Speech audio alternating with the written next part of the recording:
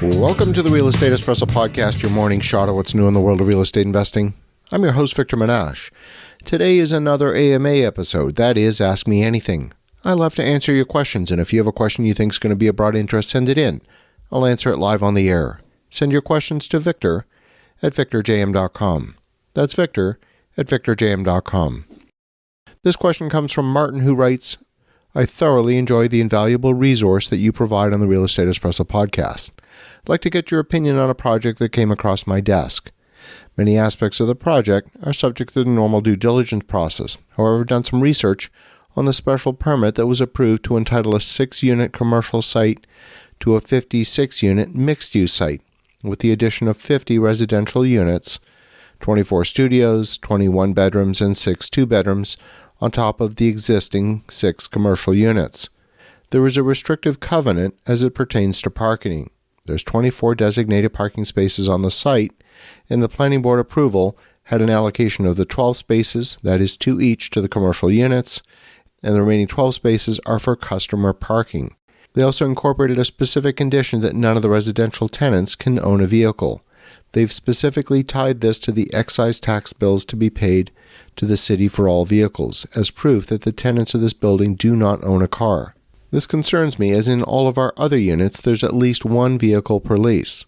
There is access to the metro train system close by, within walking distance, but this is not a dense downtown urban location. It's actually located 5 miles from the downtown core of a major city.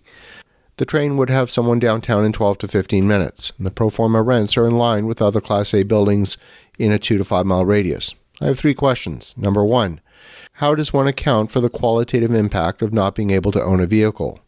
Number 2, having answered the first question, how to quantify and discount rent comps with other similar Class A buildings that are not encumbered by the aforementioned restrictive covenant. And number 3, as part of the exit strategy, what impact on the cap rate should I contemplate for potential buyers? Or taking the contrarian position, are we moving in the direction of reduced carbon footprint with more people buying into 100% dependency on public transport in conjunction with Uber or ride sharing, in which case the building valuation would suffer no financial impact?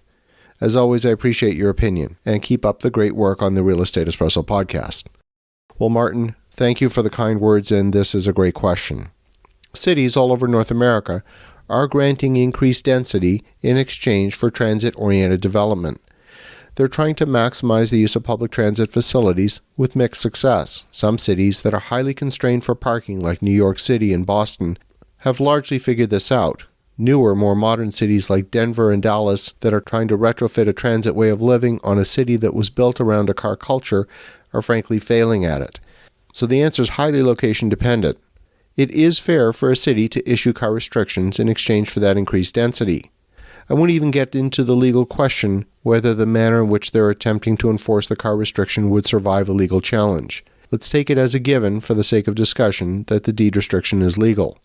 The core of your question gets to the notion of value. In order for people to give up a car in exchange for public transit, a few things need to happen. Number 1, the frequency of service needs to be high enough that you're not wasting time waiting for the train or the bus. Number 2, the transit system actually takes you where you want to go on a daily basis. That means it gets you to work, to school, to the grocery store, to the bank, to the doctor. And number 3, the cost of owning a car would far outweigh the convenience. A brand new Jeep Cherokee SUV can cost more than $70,000, and that's a depreciating asset. It doesn't make sense that someone would rent and spend that kind of money on a depreciating asset. I'm using the Cherokee as an example, but all cars are expensive at the moment. And if you can't afford the new car, are you going to rent and then layer on top of that $150 a month for parking, another $100 a month for insurance, and then another $700 a month in car payments plus fuel? Some people will make the value judgment and choose the car, but for many it's simply unaffordable. And then number 4, taking an Uber a couple of times a month or renting for those extraordinary trips, maybe a weekend getaway, is still worth the savings of not owning a car full time. So back to your specific real estate question. It's true that if you offer parking, you have the most broad appeal for the widest possible customer base. You have to be aware that as people's circumstances change, they may eventually want to get a car. They might move in without a car, but then they might want to get a car down the road. The restrictive covenant means that those folks are now being forced to move. It means higher tenant turnover than you might otherwise have. Getting a car should not be a reason for a tenant to leave, but now the government is mandating that. But there is a path to considering what might work for a targeted subset of the market. There's nothing wrong with having a targeted product that serves a specific niche. In that way of thinking, when you design a product, you design it for a very specific client in mind. You make sure that the building serves the needs of that client and there's sufficient demand in the area and a shortage of supply. I'll give you a simple example of what I'm thinking of. You could target the building who might be empty nesters who are downsizing from a single-family home. They're selling their home. They like the area. They don't want to move to a different area altogether. They're going to live off the equity in their home that they just sold. They're fine getting rid of the car. They want specific amenities in the building. Maybe they would value e-commerce delivery lockers, both dry and refrigerated, so their groceries get delivered instead of having to haul heavy bags of flour on the train. Maybe your target market is students who are only a couple of rail stops from the university. Those needs are different. Maybe your target market is a newly single parent who's split up but wants to remain in the area to be close to their kids. Divorce can be financially devastating on a family, and those people value affordability and proximity to schools, proximity to their kids above all else. They might forego the car in order to be close to their kids. Whether any one of these strategies will work is hyperlocal. I would not be thinking that the lack of parking is a drawback for which you have to offer a rent concession. Quite the opposite. Design a product for your target customer who won't see the lack of parking as a limitation. They'll see it as a feature. Then price your product offer specifically to that target customer. Now, if you don't find sufficient demand for that highly targeted product, then you're right. You would have to discount to find tenants.